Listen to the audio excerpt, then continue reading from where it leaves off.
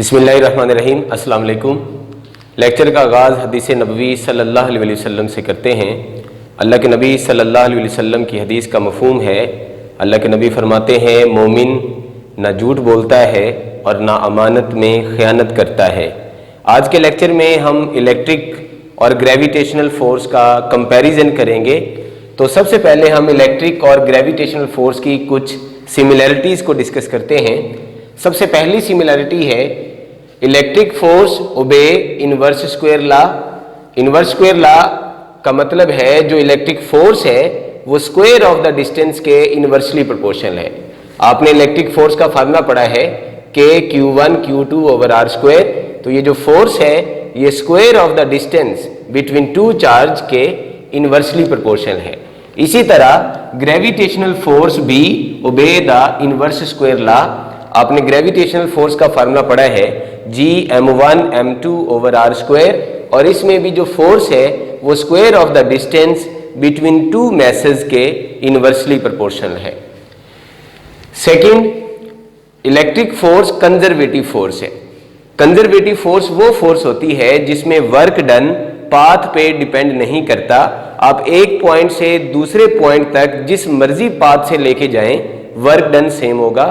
Gravitational force भी conservative force है, इसमें भी जो वर्क है वो पाथ पे डिपेंड नहीं करता। कंजर्वेटिव फोर्स की एक और प्रॉपर्टी भी होती है कि अगर हम क्लोज्ड पाथ में वर्क करें तो वो जीरो होगा। Work done in closed path electric force का भी जीरो है और work done in closed path gravitational force का भी जीरो है। तीसरी property, electric force long range force है। आप देखो ये फोर्स आर स्क्वायर के इनवर्सली प्रोपोर्शनल है, तो ये जीरो कहां पर होगी? इन्फिनिट पर। तो इसलिए हम इसको बोलते हैं ये लॉन्ग रेंज फोर्स है। और जो ग्रेविटेशनल फोर्स है वो भी स्क्वायर ऑफ द डिस्टेंस के इनवर्सली प्रोपोर्शनल है, ये भी जीरो कहां होगी? आर इन्फिनिटी पर। तो ये भी लॉन्ग रेंज फोर्स कहलाएगी। चौथी प्रॉपर्टी है ये फील्ड फोर्स है। दो तरह की फोर्सेस होती है, कॉन्टैक्ट फोर्सेस जिसमें हम बॉडी को टच करते हैं और फिर उस पर फोर्स एग्जर्ट होती है, और दूसरी होती है फील्ड फोर्स। बॉडी एक फील्ड पैदा करती है और वो फील्ड दूसरी बॉडी पे फोर्स एग्जर्ट करता है।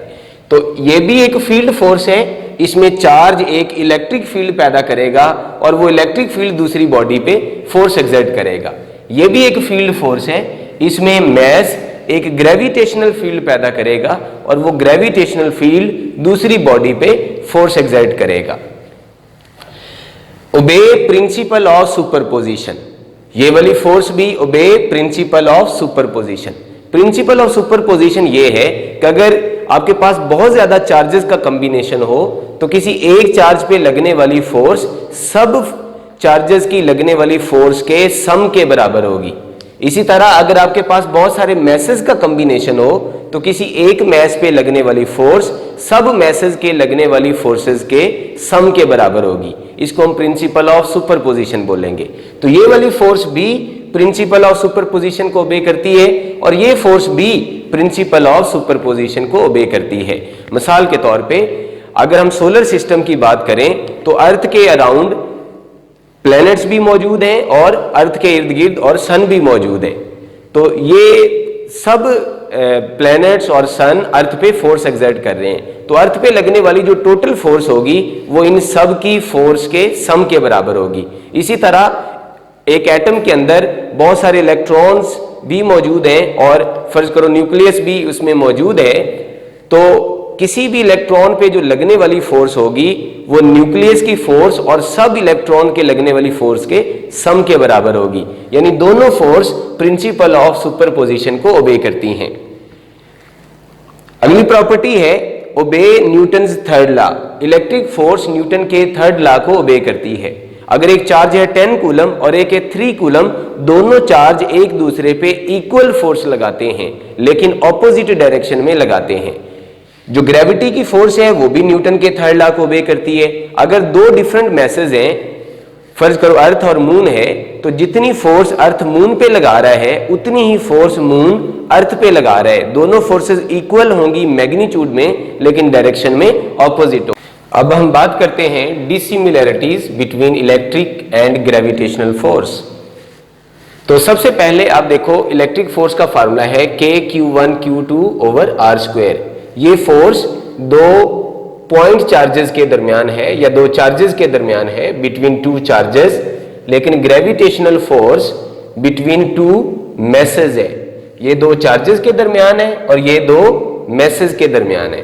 किसी भी पार्टिकल का जो चार्ज है वो वेलोसिटी पे डिपेंड नहीं करता, चार्ज रेस्ट में हो या मोशन में हो चार्ज की वैल्यू वही रहेगी, लेकिन पार्टिकल का जो मैस है वो वेलोसिटी डिपेंडेंट होता है। आपने पढ़ा होगा जब उसकी speed approaching to speed of light हो जाएगी तो उसका मैस पहले से बढ़ जाएगा, जैसे स्पीड बढ़ती जाएगी मैस भी बढ़ता जाएगा। और दूसरी बात, जो टोटल चार्ज है वो हमेशा कंजर्व रहता है, लेकिन जो टोटल मैस है वो कंजर्व रहना जरूरी नहीं है। Mass can be converted into energy and energy can be converted into mass. तो इलेक्ट्रिक फोर्स दो चार्जेस के बिटवीन है और ग्रेविटेशनल फोर्स दो मैसेज के बिटवीन है। सेकंड डिसिमिलरिटी है, इलेक्ट्रिक फोर्स ग्रेविटेशनल फोर्स के मुकाबले में बहुत ज्यादा स्ट्रॉन्ग है, या gravitational force is very weak force as compare to electric force. ये जो K कांस्टेंट है इसकी वैल्यू है 9×10⁹ न्यूटन मीटर स्क्वायर पर कूलम स्क्वायर, लेकिन इधर जो ग्रेविटेशनल कांस्टेंट G है इसकी वैल्यू है 6.67×10⁻11 न्यूटन मीटर स्क्वायर पर kg स्क्वायर। तो आप जरा दोनों कांस्टेंट की वैल्यू का कंपैरिजन करें, इधर 10 की पावर पॉजिटिव 9 है और इधर 10 की पावर माइनस में 11 है। ये वाला जो कांस्टेंट है ये वेरी वेरी वेरी स्मॉल है एज कंपेयर टू K। इस वजह से gravitational force between two masses is very very small as compare to electric force between two charges. Third difference है, electric force is medium dependent. Electric force medium पर depend करती है। अगर दो charge के दरमियान कोई डाइलेक्ट्रिक मीडियम आ जाए तो इलेक्ट्रिक फोर्स की स्ट्रेंथ पहले से कम हो जाती है, but gravitational force is medium independent. दो मैसेज के दरमियान जो मर्जी मीडियम आ जाए, दो मैसेज के दरमियान फोर्स पे कोई असर नहीं होगा। फोर्थ डिसिमिलरिटी है, electric force can be shielded. Electric force को रोका जा सकता है, इसमें हम रुकावट डाल सकते हैं, but gravitational force can not be shielded, इसको हम रोक नहीं सकते। आपने सुना होगा कि जो इलेक्ट्रिक फील्ड है वो किसी भी मेटल बॉक्स में एंटर नहीं हो सकता, ठीक है, यानी हम मेटल बॉक्स के जरिए इलेक्ट्रिक फील्ड को रोक सकते हैं, इलेक्ट्रिक फोर्स को रोक सकते हैं, बट ऐसा कोई काम नहीं कर सकते जिससे हम ग्रेविटेशनल फोर्स को शील्ड कर दें, ग्रेविटेशनल फोर्स को रोक दें। फिफ्थ सिमिलैरिटी है, इलेक्ट्रिक फोर्स अट्रैक्टिव भी हो सकती है और रिपल्सिव भी हो सकती है। अगर चार्ज सिमिलर हैं तो दोनों चार्ज एक दूसरे को रिपेल करेंगे, और अगर चार्ज ऑपोजिट हैं तो दोनों चार्ज एक दूसरे को अट्रैक्ट करेंगे। यानी इलेक्ट्रिक फोर्स में बी अट्रैक्टिव और रिपल्सिव इन नेचर, लेकिन जो ग्रेविटेशनल फोर्स है, दो मैसेज हमेशा एक दूसरे को अट्रैक्ट ही करते हैं, वो कभी भी एक दूसरे को रिपेल नहीं करेंगे। तो electric force may be attractive or repulsive, but gravitational force is always attractive. अब एग्जांपल्स हम दे सकते हैं। जो इलेक्ट्रिक फोर्स है वो एटम्स या मॉलिक्यूल्स को बाउंड करने का काम करती है।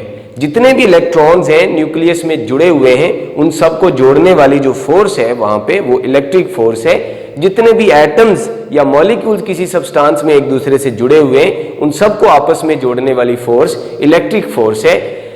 टेंशन वाली force, adhesive force, cohesive force, ion dipole force, induced dipole force, London dispersion force, friction वाली फोर्स, ये सब इलेक्ट्रोमैग्नेटिक फोर्स ही है।